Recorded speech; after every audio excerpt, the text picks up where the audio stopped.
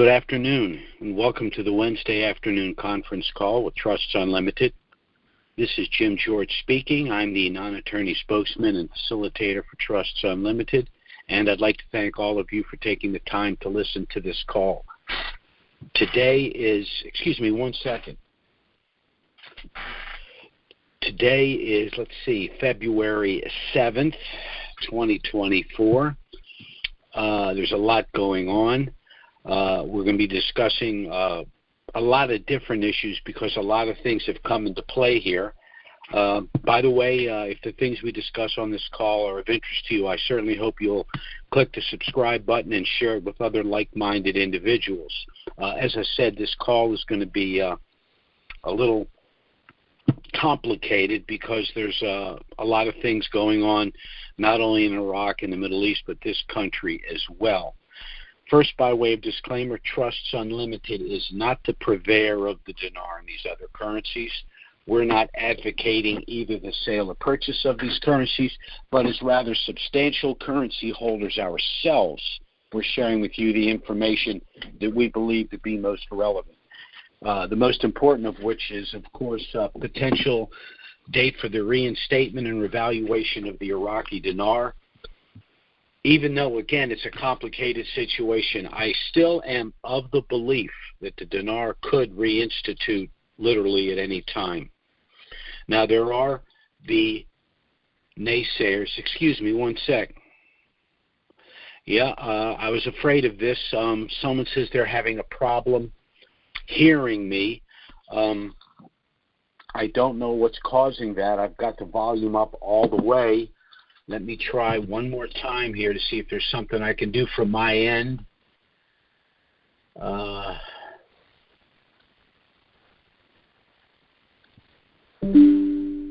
I've done everything I can do from my end to try to make the volume a little louder, so I'm going to go ahead and continue. I'm just going to hold the phone and speak a little louder. Not something I want to do, but if it's necessary, so be it. We still have the naysayers that explain why the dinar either will not revaluate anytime soon or ever. I want to discuss very briefly. There's actually 4 issues right now of concern. The first issue is they're concerned about the money supply. They say there's simply too much dinar out there. Well, that's what the deletion of the zeros. Hang on one second. I'm getting another email. If someone out there can hear me and they say the volume is loud enough, please just go ahead and text me. I don't know why we're having a volume problem here. I'm just waiting to see if anyone else can text me and tell me whether or not they can hear me.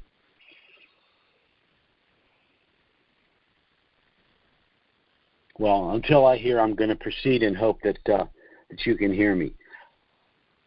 Oh, okay, I'm told I can be heard. All right. Yeah, okay. Let's continue. As I was saying, there's 4 issues of concern. One, again, is the money supply. There's simply too much currency out there. Well, that's what the deletion of the zeros will do. So, for example, a 10,000 dinar note will become a 10 dinar note. A 25,000 dinar note will become a 25 dinar note. So that will be a substantial, a huge reduction in the money supply. Second issue is economic diversity. Iraq still gets primarily most of its income from the sale of oil. However, it's the old chicken and egg argument. And the only way they're going to be able to truly diversify their economy is to go international, which would require that they have a functional international currency. So a change in the exchange rate is integral to consummating the objective of a diverse diverse economy. The third issue is the hydrocarbon law, because that is instrumental as well. However, in my opinion, the hydrocarbon law does not have to be fully passed in order for the currency exchange rate to change. And, of course, the problem with the hydrocarbon law is the problem they've always had with the hydrocarbon law. That is arguing over sharing of the revenues between the GOI, the government of Iraq, and Kurdistan. That issue is still going to be under negotiation even after the passage of the HCL, in my opinion. So I don't think that is going to be an impediment to the reinstitution of the currency. And lastly, the United States versus Iranian proxies, some of which are in Iraq, and some things are going on there. I do not see that as an impediment either. And remember, Iran knows that the revaluation of their currency is not going to happen if the Iraqi currency is not reinstituted.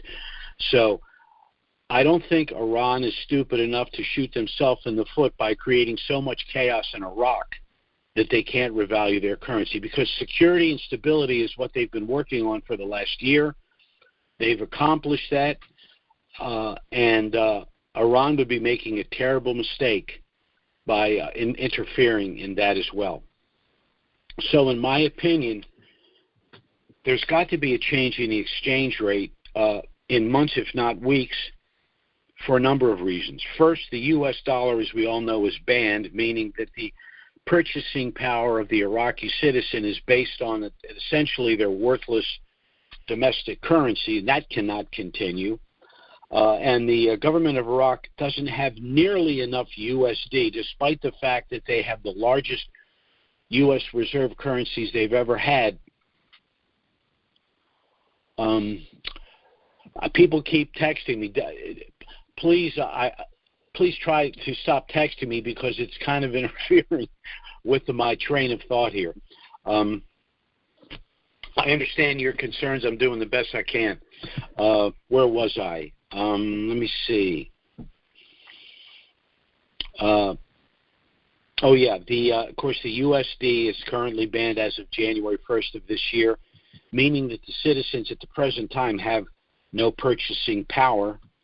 And again, as I said, the GOI does not have enough USD to fund their budget or any of the international contracts that they've consummated. So the nation state of Iraq will be a failed state without revaluing their currency. They simply cannot function domestically or internationally with their currency in a program rate.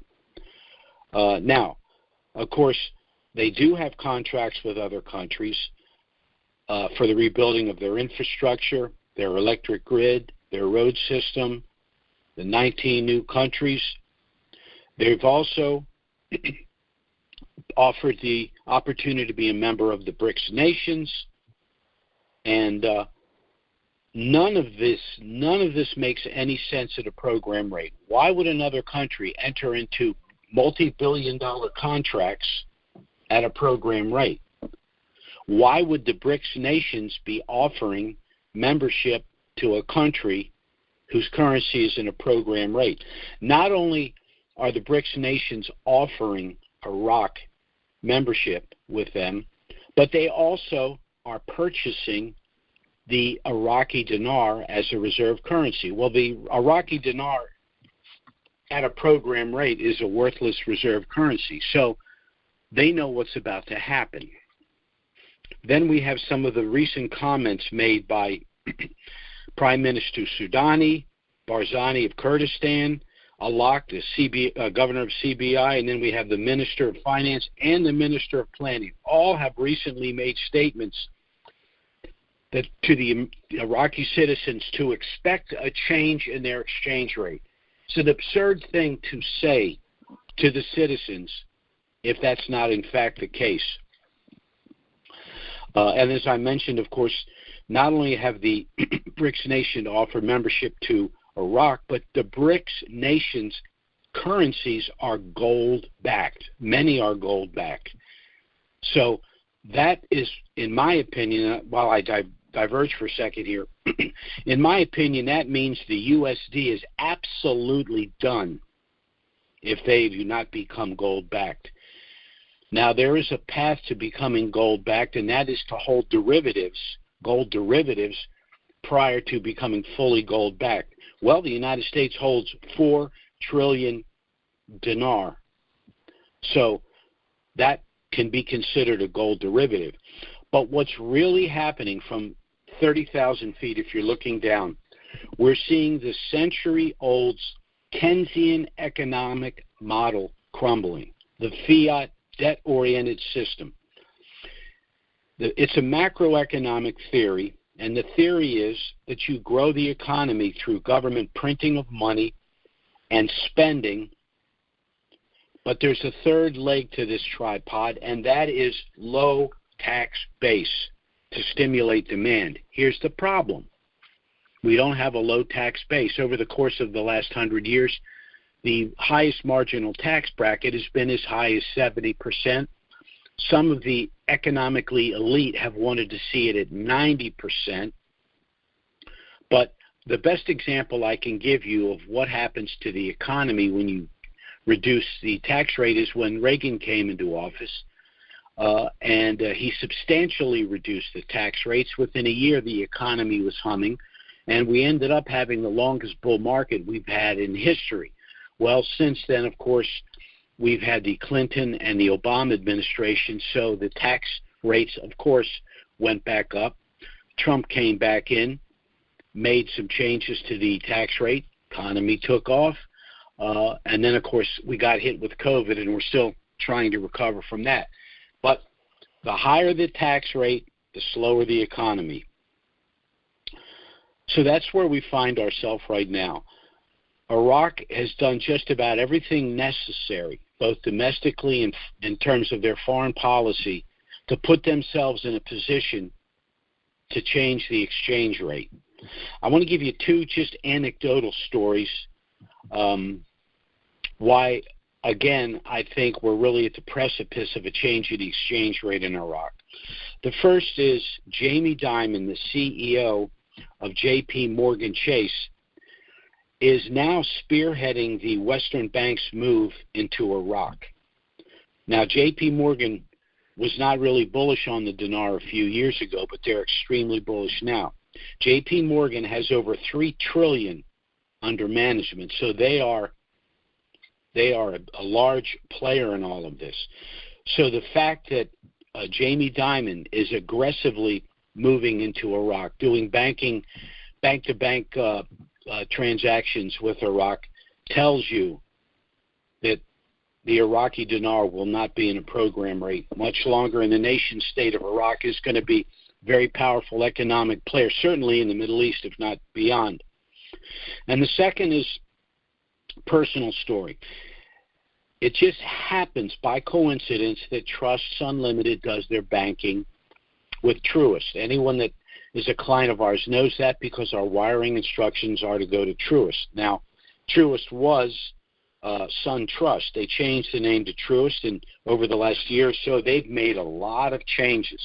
Well, I also have an account at Truist. Actually, I prefer to use the credit unions and the local banks myself. I personally think I get better service there. I don't keep a lot of money in banks. For me, banks are there for liquidity and convenience, and I'm not really happy with their track record for managing funds anyway.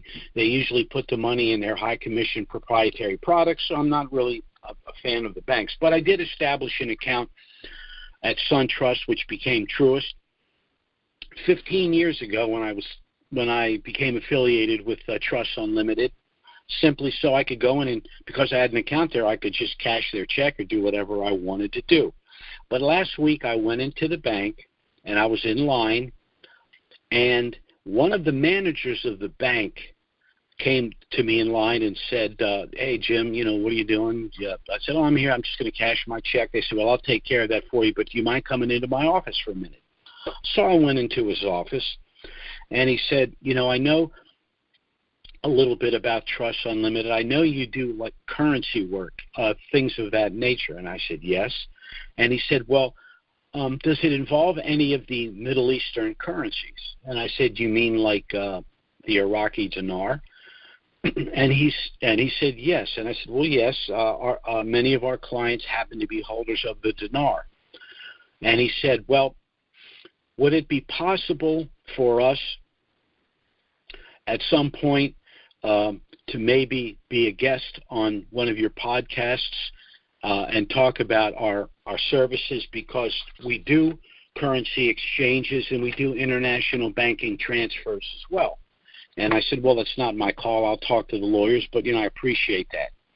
Now, the mere fact that they approached me about this tells you that there's a lot of scuttlebutt at the banks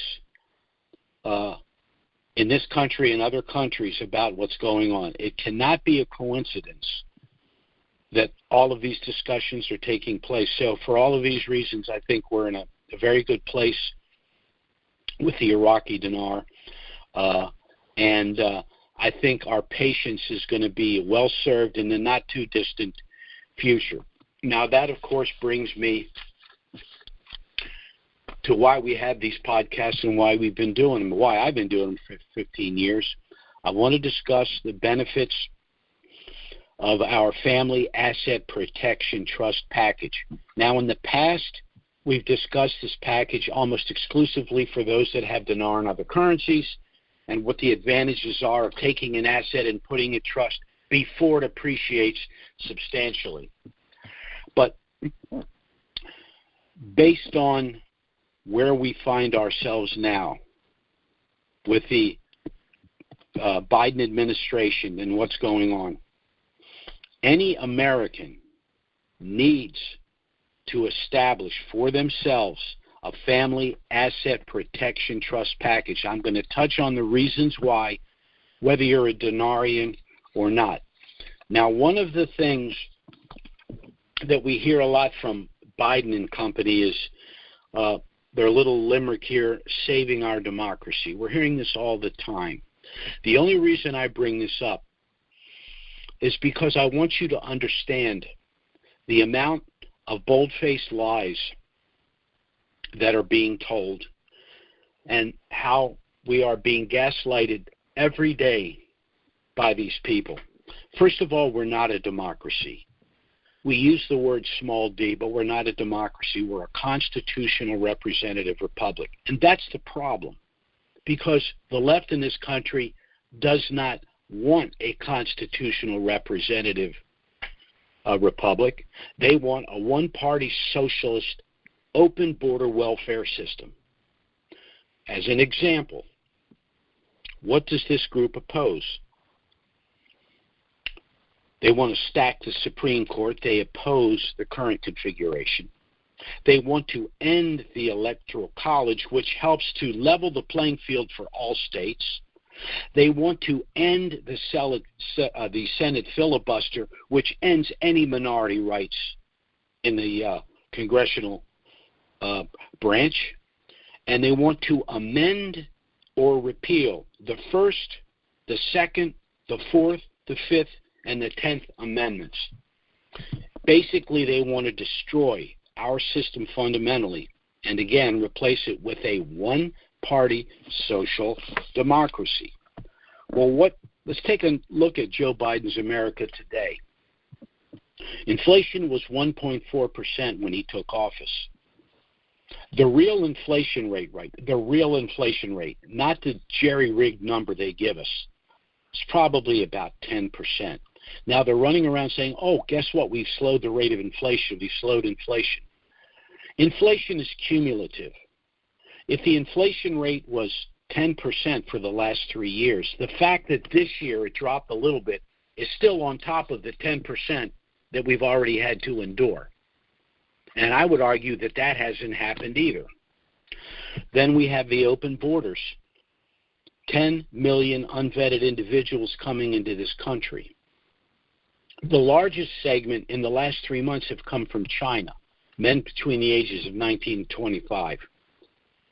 You can't just leave China. The only way you leave China is if China lets you leave. Why would China allow all of these young men to leave to come to this country?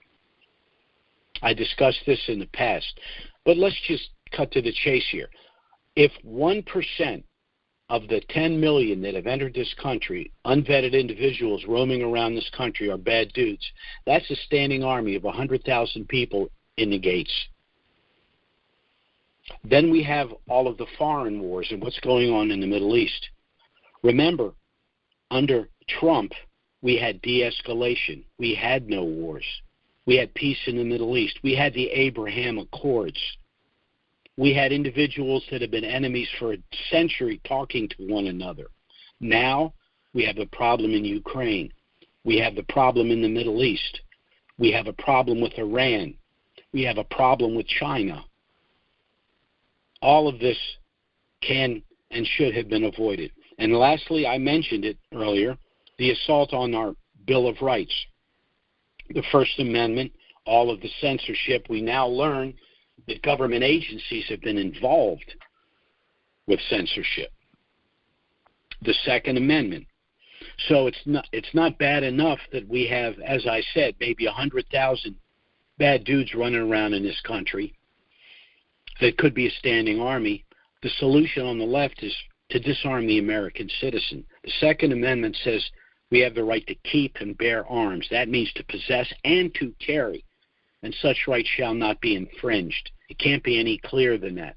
So only someone that's trying to undo the Constitution can pretend that's not the case.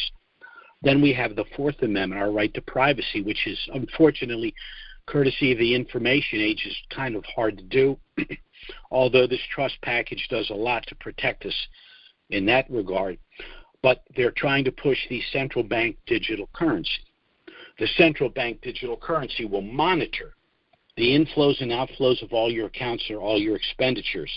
It's an absolute eradication of your right to privacy. Then we have the Fifth Amendment, protection of due rights.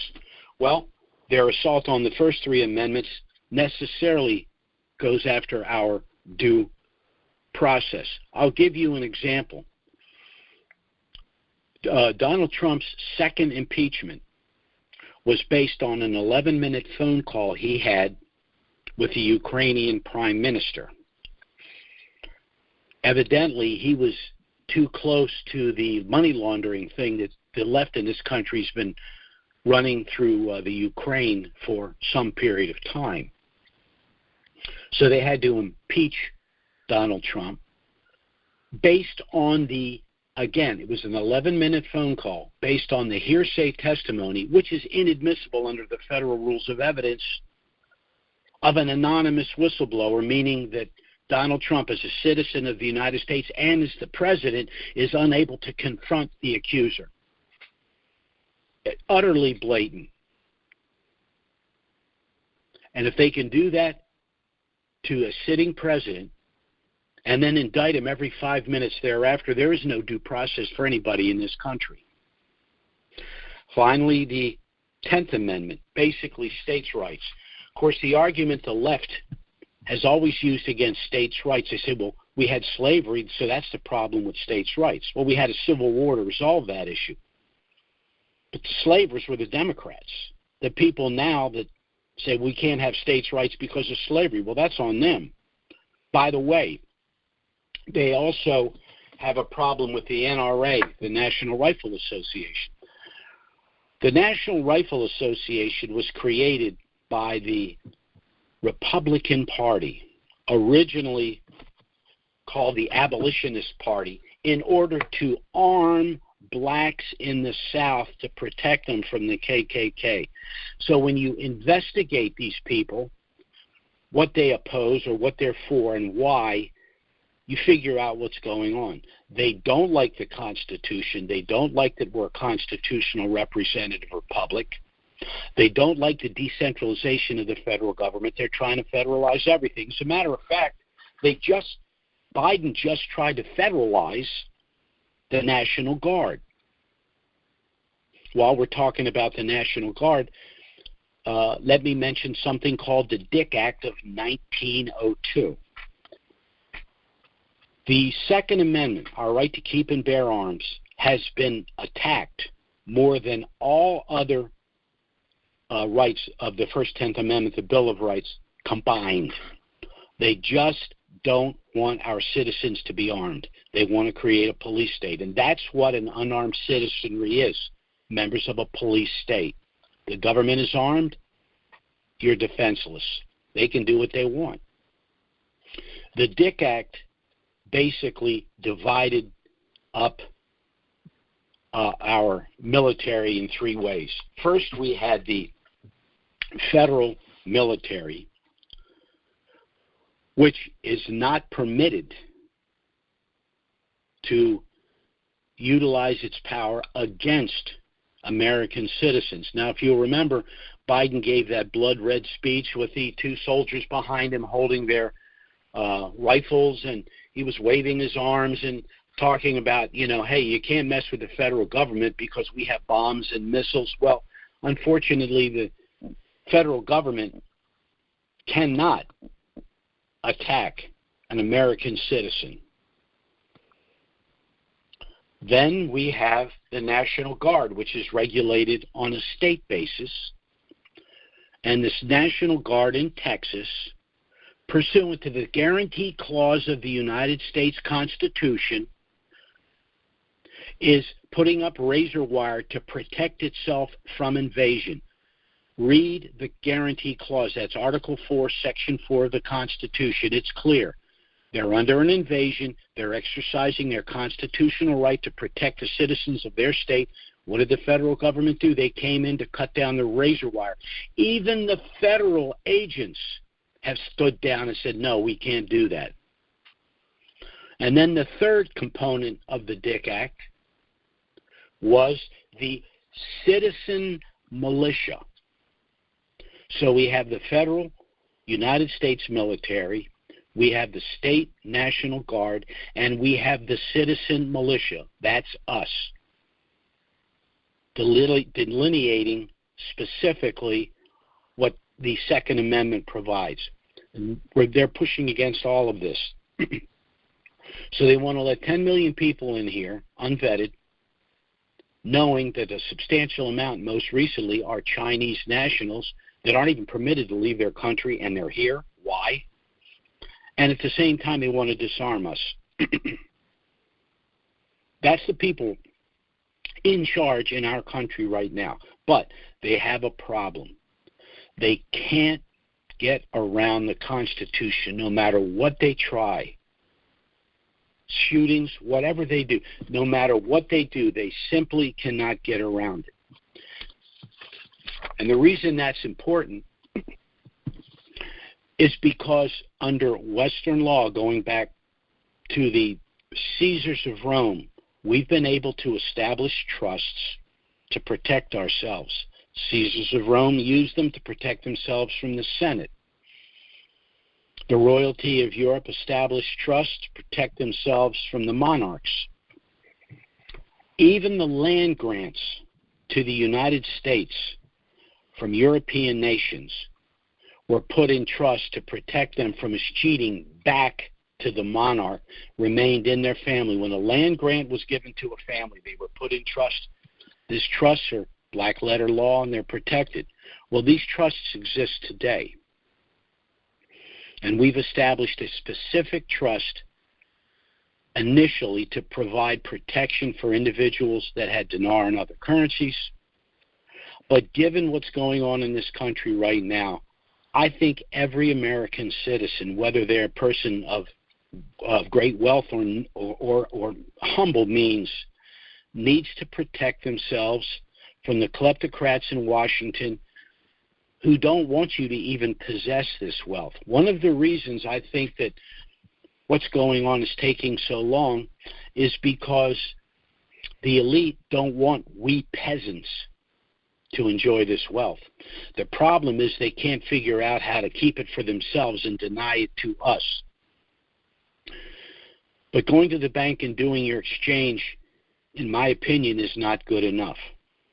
There's a number of ways you can lose this money, and there are very few things you can do to protect it into perpetuity. One of the things you can do is establish our Family Asset Protection Trust package, and I want to review with you basically the benefits of the package. First, by establishing this trust package, you will preserve your privacy and your anonymity. The assets within this are sealed, and the general public will have no knowledge of your net worth or your actual holdings. Second, by having this trust package, you're going to avoid IRS scrutiny. Now, if you hold currencies in direct title, once they revalue, you're looking at an IRS audit. You might even be looking at a 6-year audit. But if the currencies are in trust, a sophisticated trust package like ours, the IRS tends to avoid them because they go for the low-hanging fruit. But even if the IRS determines to audit your trust, can't do a 6-year audit because the only taxable event within the trust will be the revaluation itself. Then there's the issue of gifting of currencies. Many individuals want to give currencies to family and friends prior to the revaluation to avoid the federal gift tax. But for some people, that's a problem because they want to gift money to individuals that they're very hesitant. Those individuals can really handle a substantial lump sum. They could be young, they could be inexperienced, they might have personal issues, and you're hesitant to give them the money. Well, guess what? You can gift them the currencies through the special gift trust in our package, which means you're going to be able to avoid the federal gift tax, and at the same time you'll have complete control of the post-RV proceeds for these individuals, meaning you can manage, invest, and distribute the money to these individuals as you deem appropriate. The fourth reason you'd want to establish this trust package is because it's been structured in such a way as to allow your state to avoid the cost and delay of probate and the federal estate tax. Probate ordinarily is a process that takes 6 to 18 months, but it's a public disclosure process, meaning that the general public will be aware of the size of your estate, who your heirs are, and how much they each stand to inherit. However, if anyone feels they have a claim against you or your estate or any of your heirs, they can file that claim with a probate court, and that could tie the estate up for years and even decades, and your heirs would have either limited access or no access at all to their respective inheritance. Then there's the federal estate tax, the tax that's assessed on the transfer of that estate to your heirs. Under current law, to the extent that your estate exceeds $12 million, it can be taxed as much as 65%. However, if you've established our trust, there will be no probate. There will be no public disclosure of your estate. Your heirs will have immediate access to their respective inheritance, and the federal estate tax will be zero, saving them as much as 55% of their inheritance. Then there's some specific asset protection benefits as well. Pre-RV, this trust package will provide something, allow you to circumvent something called the Uniform Fraudulent Transfer Act. Now, what does that mean? It means when you transfer an asset out of title to our trust package, you've capped any potential civil loss ever to the value of the asset at the time of the transfer. So if, for example, you have 10 million dinar that's worth $10,000, you transfer them to the trust, they revalue for a conservative 1-to-1 with the U.S. dollar, meaning that it's now worth $10 million. You can only be sued for $10,000 because that's all the currency was worth when you transferred it out of title. Post-RV, there's a benefit I like to refer to as limited liability stop loss. This protects you from future bad acts after you have acquired this wealth. This protection is accomplished through a legal strategy called segregation of assets, meaning that each asset goes into one of our sub-trusts, which constitutes the family of trusts. How does that work? I'll give you an example. Let's say one day you're driving one of your new cars, you have an accident. The accident is clearly your fault, and tragically someone is seriously injured or even killed. Well, the family of the victim is going to want to sue you. But remember, civil suits are about monetary awards, and you don't legally own anything. So the plaintiff would be left to sue the owner of the car that you were driving. Well, who owns that car? One of your sub-trusts of which you are merely the beneficiary. Well, what's in that segregated sub-trust? Merely that one car with a car insurance policy. In that scenario, the car insurance carrier will repair or replace your car, making you whole, and the car insurance carrier will negotiate an out-of-court settlement with the victim's family. You will not be involved in those negotiations. And all of your other assets are safely protected in the other sub-trusts. And because those other sub-trusts are separate legal entities or persons having nothing whatsoever to do with the accident, the plaintiffs would have no standing to pursue them.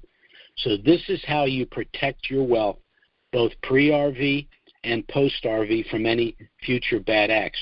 Now, our trust package is initially a package of 10 trusts consisting of one master trust that will hold your assigned currencies pre-RV and financial assets like bank accounts and investment accounts post-RV. In addition, that master trust will manage the other sub-trusts. One, of course, is the optional gift sub-trust, if you wish to give currencies to family and friends and control the post-RV proceeds, and then 8 additional standard sub-trusts to hold homes, cars, boats, etc. Now, this was the simplification of a rather sophisticated trust package that we've utilized for our more affluent clients in the past, a package that had an initial cost of anywhere from $6,000 to $10,000. But by marketing it, mass marketing it actually to Denarians initially and now to anyone that cares to investigate this further, we've been able to reduce the cost to $3,000. There are several ways you can pay for that.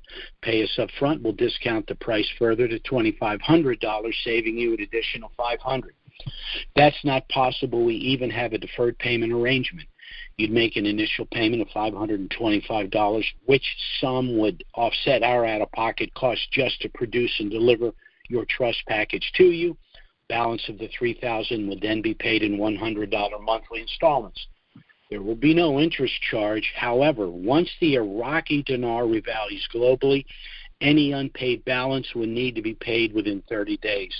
So anyone that has currencies and understand the need for establishing their trust and getting their affairs in order pre-RV should be able to afford to do so. One other suggestion. We do accept credit cards. Pay us up front with a credit card. Not only will you get the $500 discount, but the minimum payment on your card would be substantially less than $100 a month you'd pay under our deferred payment arrangement. But we will work with you in whatever method works best for you. Again, our objective is to help you get your trust enforced and your affairs in order for all of the reasons that we've discussed here on this call. Now, I will be going to the Q&A in just a moment, but before I do, and for the benefit of our newer callers, I want to tell you a little bit about Trusts Unlimited and why you should seriously consider getting our initial package. Under our system of civil procedure, it's when you hold assets in direct title that you can lose control of them or lose them outright. That's it, and it's invariably at those times in life that you need and want control. If you've lived for any length of time, you've either experienced in your life or through friends and family things like unexpected divorce, permanent incapacitation, the onset of dementia, premature death and prolonged and complicated probate processes. Then there are, of course, investment losses, business losses, and even bankruptcies. The number 2 loss of wealth now in the aggregate, courtesy of the information age, is identity theft. But the number 1 loss of personal wealth remains confiscation through civil litigation. Anything you own in direct title can be taken from you. And the best time to establish a trust is if you're in possession of some asset that you anticipate a substantial increase in value. The only way that you can manage and protect and control all assets at all times and in all circumstances is through the establishment of a package of irrevocable trusts.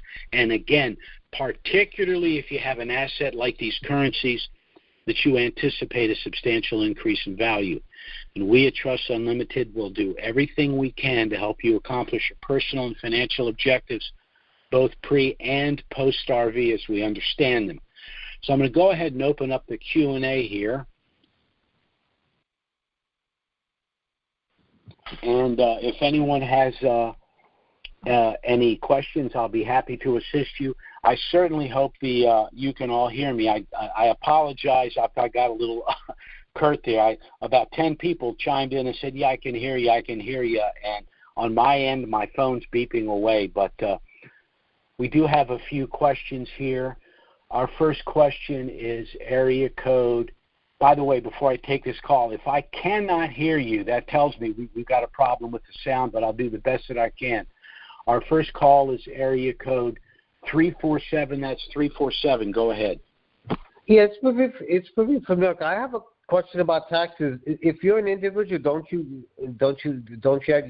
have the option of waiting until the beginning of next year to file taxes for the dinar? Is that the case or no? According to Section 988E2 of the Internal Revenue Code, it says that if the value of the currency increases, taxes are due. What they're telling us is the taxable event is not when you go to actually exchange the currency and realize the profit. The taxable event is, or the realization is, when the currency increases in value. Again, go to Section 988E2. That's the last sentence in that section. The increase in the value is the taxable event. Okay, so that has to be paid quarterly, or that can't be you can't wait until the... Yes, I believe it should be paid quarterly. Someone called me, by the way, I'm glad you asked this question, and said that one of the quote-unquote gurus said that if it takes a long time for the currency to appreciate, only exchange portions of it at a time in order to maximize your profit. Here's the problem. When the currency increases in value, whatever that increase is considered a taxable event to you at that point, so you're going to have to pay the quarterly tax on all of it. We have tried to get a response from the IRS. They've declined to respond until the event. So hopefully we'll have enough time, although I don't think we will at this point. Once the dinar reinstitutes in country, that starts the clock, and the IRS then supposedly is going to tell us exactly what the taxable event is and whether it's ordinary income or cap gain. In my opinion, pursuant to 98082, it's going to be ordinary income, and the tax will be due when it appreciates, which means we won't have the luxury of holding the currency. So, unfortunately, that's where we are. That's where we are on the tax issue. All right, thank you. Sure. Our next caller is area code 727. Go ahead, 727. Yes, good morning, Jim. This is Jim also. Thank you for your valuable knowledge. Can you hear me well? Yes, sir, I can hear you. Okay. Clarification, your point number one is why this has been delayed has to do with the elimination of the 3 zeros. In the past, you talked about elimination of the 3 zeros in country. Today, you did not comment about what happens in the United States and outside of country. Could you expand on that and clarify, are we still talking about that there will not be an elimination of zeros in the United States? No. What should happen is, let's say you have 10 million dinar. Okay? You're going to go to the bank. You're going to exchange those currencies. If let's say they go back to 322, which is what the currency was when it went into a program rate, that's roughly $32.25 million into your account. They then take the dinar and they negotiate whatever they're going to negotiate with Iraq to deliver the dinar to them, and those currencies will be retired. They're 3-0, they will be retired. So the last gasp, the last phase of the collection of the zeros is the international investors, and that's not just you and me, that's hedge companies, it's central banks. That's when the last of the 3 zeros is gone, when they're exchanged in the other nations and then returned to Iraq. Now, the Iraqi citizens don't have the 3 zeros, because when they change the currency, They ignore the 3 zeros. They don't ignore it for us because we invested in the country, but it's ignored for the citizen. So any citizen holding on to the 3-0 on the notion that they're going to be able to utilize that will not be able to do it. That's one of the reasons why a lot of the politicians in Iraq got in trouble for smuggling the currency out, because they knew they had to get it out of the country in order for the 3 zeros to be recognized at exchange. Okay, with your other comments, but one of the reasons this has been delayed is the amount of dinar that is out there into the trillions of dollars, with our government holding, other foreign countries holding it as a reserve. Is that still going to, what you're just saying is you still believe that's going to hold, that there will not be elimination of the zeros outside of country? There'd be no reason for a nation to hold that currency if the 3 zeros were going to be eliminated, and basically they've got nothing, and there's no reason to get involved in these contracts with the country if they can't utilize the 3 zeros. But again, that's different than what's going on in country with the citizen. Okay. I like that idea. It's going to help me sleep better tonight. Thank you. Well, let me tell you this. The mere fact that they're allowing us to purchase the currency on the promise that we'll be able to exchange them utilizing the 3s, I just don't see. I don't even see how this bunch in Washington now can do that with a straight face, because they're going to get clawed back on their currency if they try to do this to us. So, and another thing, if you'll remember when Obama and Maliki were involved, they kind of scuttled it because Shabibi had it ready to go, or on its way, at least all the way back in 2012. And of course, at the time, the government in this country, at the time, of course, Maliki was corrupt, but the government here was fundamentally transforming this country, and they don't want 10 million more millionaires, because 10 million more millionaires are not going to vote for higher taxes and bigger government, and that's the direction they were headed in. So they had to try to scuttle that, and they did a good job. They held us off for 10 or 12 years, but I don't think it can go much longer. To me, the point of no return was the banning of the U.S. dollar for the Iraqi citizen. It's one thing to say you don't have utilized the 3 zeros in the redenomination. It's another thing to say, and we're going to take away the U.S. dollar too. So they're going to have to reinstate their currency and give it real value, because they have to, have something to exchange for goods and services in their own country to live. Okay, with that amplification and clarification, I'm not only going to sleep better, I'm going to dream abundant dreams tonight. So thank you. Well, I'm not the Oracle of Delphi. I'm just giving you my opinion. Well, it's valued. So thank you. Thank you. Bye-bye now.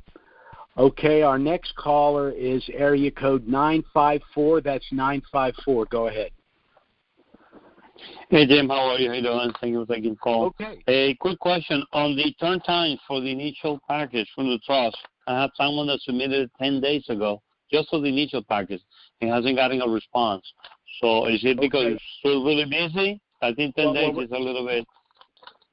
We used to get between 10 and 15 contacts a day. We're getting over 100 a day now. So hold on. I'm writing down your name and number right now. I'm going to look into it and get back to you, okay? Hold on. Just give me a second. Okay. Write this down. The number here is the number you want me to call, right? The number that's on the screen. I don't want to you can call me. You can call me, but it's not for me. Mine is done. The one you want to look under, what do I give you, the name or the email? Yes. What's the name? Okay. The name should be Najivi. That's N as in Nancy, A as in Apple, I as in yellow, I as in India, P as in boy, I as in India. Najivi. And the last name, Nieves. Najivi. Last name. You know what? I think I'm just going to call you. Okay, already. No biggie. Call me. Just call me. I will. Okay. Okay. No, thanks. All right. Bye-bye now. Well, Hector was our last call for this afternoon. Again, thanks so much for taking the time to listen to this call. If the things we've discussed are of interest here, and you have not at least gotten our initial package, you can contact us by phone or email for that initial package.